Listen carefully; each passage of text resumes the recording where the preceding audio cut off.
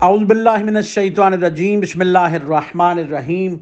اللہم صلی علی محمد و آل محمد وعجل فرجہم۔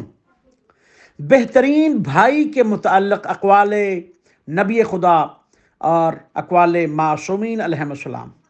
جناب رسول خدا حضرت محمد مصطفیٰ صلی اللہ علیہ وسلم فرماتے ہیں، تمہارا بہترین بھائی وہ ہے جو نیک اعمال میں تمہاری مدد کرتا ہے۔ پھر فرماتے ہیں، تمہارا بہترین بھائی وہ ہے جو خدا کی اطاعت میں تمہاری مدد کرتا ہے اور اس کی معصیت سے روکتا ہے اور اسے خوشنود کرنے کا تمہیں حکم دیتا ہے۔ امام علی علیہ السلام فرماتے ہیں، تمہارا بہترین بھائی وہ ہے جس کی دوستی صرف خدا کے لیے ہو۔ پھر فرماتے ہیں، تمہارا بہترین بھائی وہ ہے جس کی اخوت دنیا کے لیے نہ ہو۔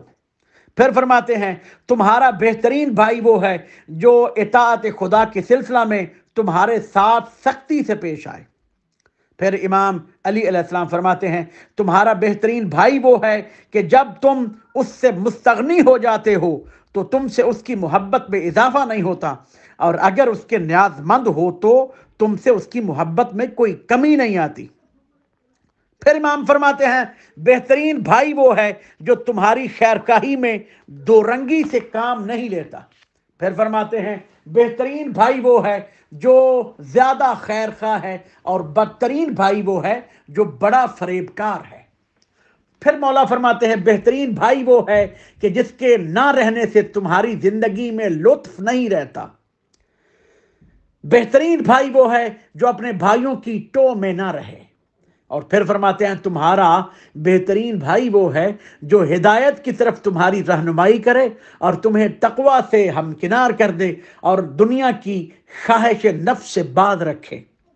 پھر مولا فرماتے ہیں، تمہارا بہترین بھائی وہ ہے کہ جو راہ خدا میں تم سے ناراض ہو۔ تمہارا بہترین بھائی وہ ہے جو اپنے بھائیوں کو دوسروں کا محتاج نہ ہونے دے۔ اور پھر فرماتے ہیں، تمہارا بہترین بھائی وہ ہے جو تمہیں اپنے مال سے کچھ دے، اور اس سے بہترین وہ ہے جو تمہیں دوسروں سے بے نیاز کر دے۔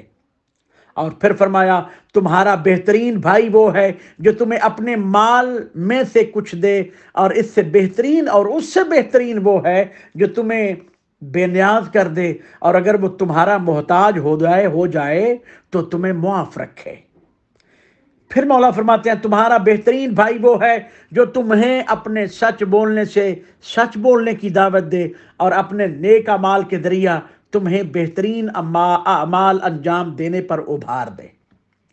پھر امام حسن عسکری علیہ السلام فرماتے ہیں، تمہارا بہترین بھائی وہ ہے جو تمہاری لغزش کو فراموش کر دے اور اس احسان کو یاد رکھے جو تم نے اس پر کیا ہے۔